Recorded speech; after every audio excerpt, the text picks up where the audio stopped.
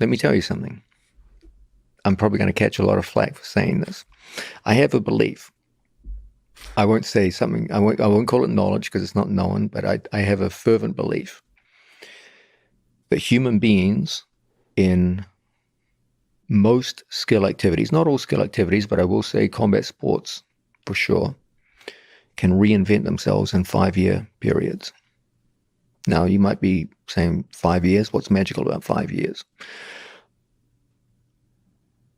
Mike Tyson was 13 years old when he was taken in by Customato. By the age of 18, he was beating world-class boxers in the gym and had already made a strong name for himself in international boxing. He was already a known figure. It was 5 years.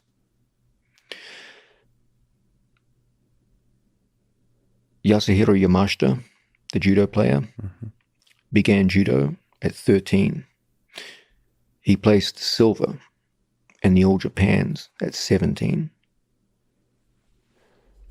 I could go on all day with examples of athletes who within a 5-year time frame of starting a sport were competing at world championship level.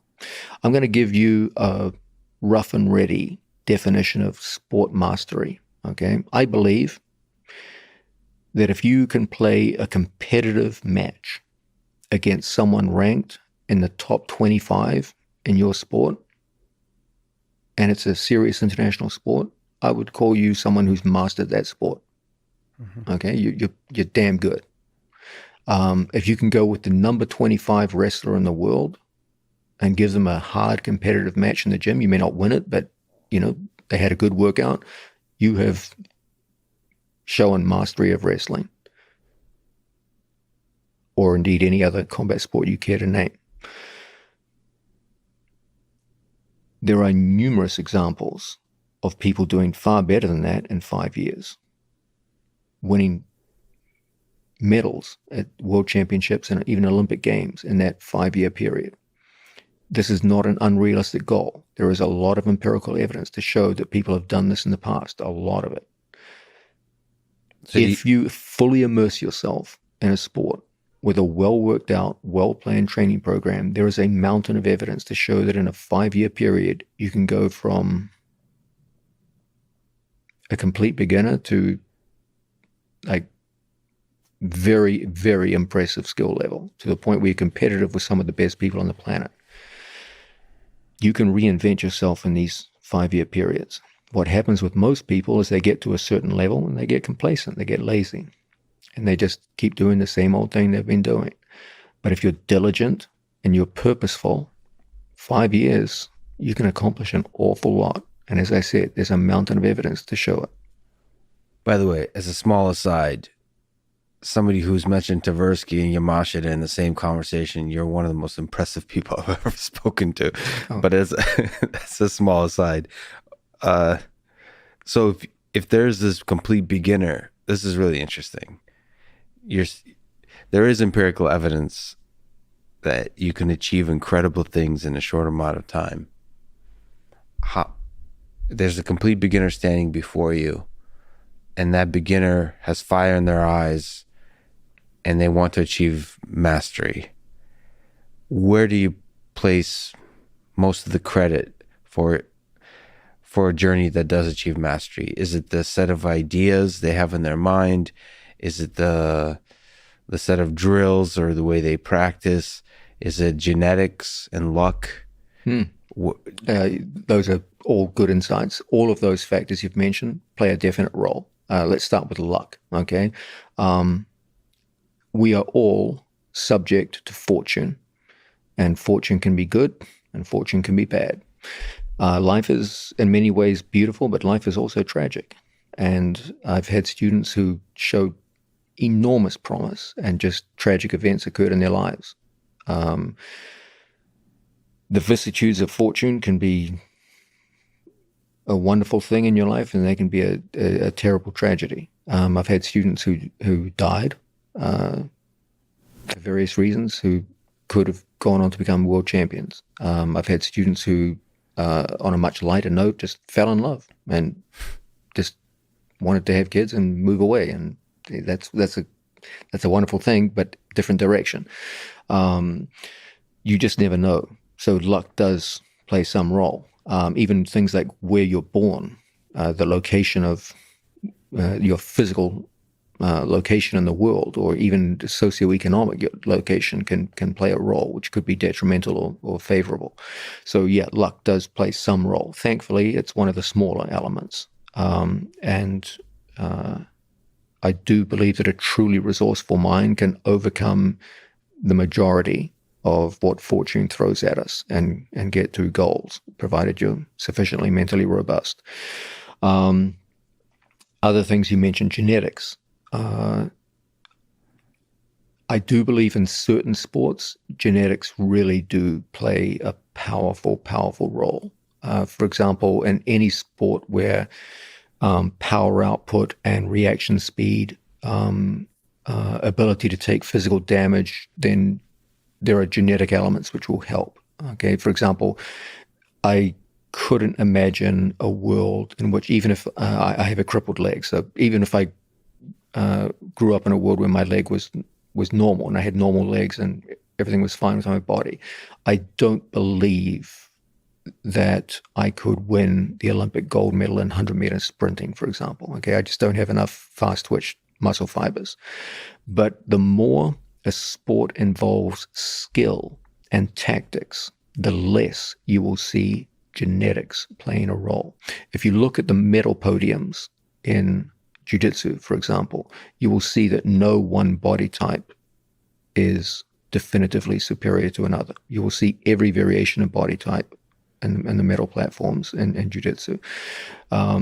As skill and tactics become more and more important, and things like just power output over time become less and less important, then you will see that genetics play less and less of a role. I'm happy to say that the sport of Jiu-Jitsu, the evidence seems pretty clear that there's no one dominant body type in the sport of Jiu-Jitsu. Rather, there's just advantages for one type and there's advantages for another. You just have to learn to tailor your game to your body. With regard to training program, yes, I believe with all my heart and all my soul that your training program does make a difference. I've dedicated my life to that. Obviously, I'm biased in this regard. I do believe that all of the students that I taught who became world champions would have been great athletes, whether or not they had met me or not. I believe that. But I do also believe it would have taken them a lot longer, and they may not have gotten to the level that they did. I'm sure they would have been impressive, but I do believe that the nature of a training program plays an enormous difference. I don't mean to say this in an arrogant way. I believe that there's, again, a mountain of evidence to suggest this is true because you see it in many different sports. Let's talk, for example, about your country, Russia, and its wrestling program. Russia is an enormous country, but the location where Russia's wrestling program comes from is actually very small, and the population is actually very small. I can't verify this, but I was told once, I can't verify this, but the number of people who wrestle in Russia is actually significantly smaller than the number of people who wrestle in the United States. It's also not part of the school athletics, and it is in the United States. Yes, that's a different point. We'll come back to right to that because that's also an important point. But if you look at the actual numbers of people there, they're actually pretty small. So ostensibly, if it comes down to a numbers game, America should dominate at the Olympics because we have more wrestlers. Now, the story gets more complicated because America has a different style of wrestling, the collegiate style, than the international freestyle. That is a complicating factor. But nonetheless, what you see there is that numbers aren't everything. Rather, the manner in which people are trained clearly has an impact. And we know very little about there's very little reliable information about the training program for wrestling in the Russian states. But one thing is incontestable is the amount of success that they've had in international world championship and Olympic competition. They are disproportionately successful, despite their relatively small numbers. There's nothing genetically special about them. You can talk about performance-enhancing drugs, but those are a worldwide phenomenon. They don't have any access to technology that the rest of the world doesn't have. At some point, you got to start asking, what are they doing differently in the training room? And there are many other examples of similar situations. My country, New Zealand, has an insanely successful rugby program, the sport of rugby, which they have dominated for literally generations, despite the fact that our population is very, very small compared with the rest of the country, and we don't excel in many other sports. New Zealand does fairly well in sports overall, but nothing like they do in rugby. And you got to ask yourself, is there a culture there which built this up? And the world is full of examples of seemingly small and unpromising areas or locations putting out disproportionately high numbers of successful athletes. And that points to the idea that different training programs have different success rates. And so I truly believe with all my heart and all my soul that how you train does make a significant difference. I would even go further and say it makes the most difference. Is it the only thing? Absolutely not. We've already talked about fortune. We've talked about genetics. If you want to get nasty, you can even talk about things like performance-enhancing drugs. That obviously plays a role in modern sports. But I do believe that the majority of what creates success is the interaction between the athlete and the training program. Now, the training program is one thing. I do believe that's the single most important, but right behind it is the athlete themselves. Okay. In my own experience, people talk about athletes that I've trained successfully, but they never talk about athletes that I've trained unsuccessfully. Always remember that for every champion a coach produces, there's 100 people that they coach that no one ever heard of. And this is completely normal. A coach can never take the lion's share of the credit. A coach creates possibilities, but it's the athlete who actualizes the possibilities. And so building that rapport and finding the right people to excel in your training program is also a big part of it. Welcome to Mastering the Move, the knee cut guard pass. When it comes to selecting methods of guard passing, there are some clear criteria that might influence our decision. The goal of this video is to show how knee cut guard passing can in most cases be reduced to a pretty simple 3-part structure.